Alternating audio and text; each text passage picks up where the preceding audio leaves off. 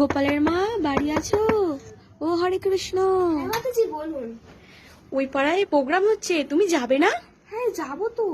সারাদিন এত কাজ, প্রভু অফিসে চলে গেছে, ছেলে মেয়ে দুটোকে স্কুলে পাঠালাম, এই একটু শান্তি মনে বসলাম। আমি আপনার কথাই ভাবছিলাম কখন তাড়াতাড়ি চলুন মাতাজি, আমাদের হাওড়া জেলার প্রচারক প্রভু এসেছেন।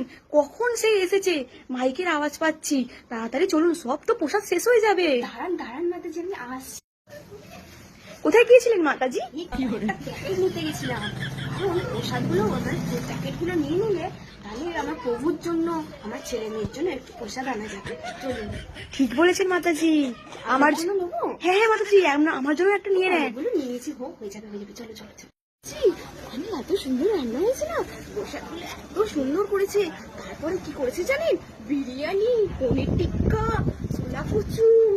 আপনি কি করে জানলেন মাতাজি এই প্রসাদগুলো হবে?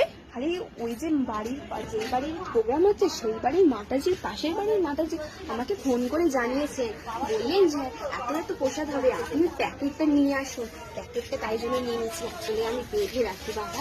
কি করে? দেখে নেন, তখন লোকটার মধ্যে একটা লজ্জার ব্যাপার হয়ে যাবে। চলুন মাতাজি। চলুন চলুন, প্রসাদ কিন্তু শেষে দেবে, আমি প্যাকেটটা বেকার বেকার নিলাম, তাহলে তাড়াতাড়ি। কৃষ্ণা, এই ভিডিওটি শুধুমাত্র কিছু কিছু ভক্তদের জন্য তৈরি করা হয়েছে। আর মনে করেন যে প্রসাদ পেয়ে ও নিয়ে চলে গেলে সবার প্রসাদ